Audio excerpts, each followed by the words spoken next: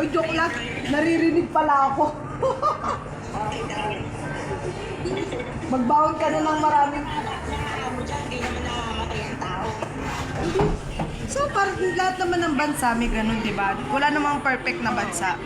Ang gagawin mo lang, syempre, pag unang alam mo ng masama, i-report mo agad. Kasi ang agency sa Pilipinas, uma-action.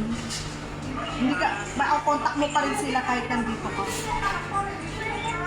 to 3 months ang process. Oh, chinat ko na yung agency sa Pilipinas. Sabi ko, selected ka na.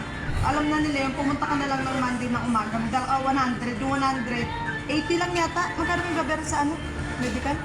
80 pesos. 80. Yung sa tae, yung mga bote-bote. Ano yun? Sa pregnancy test ata yun?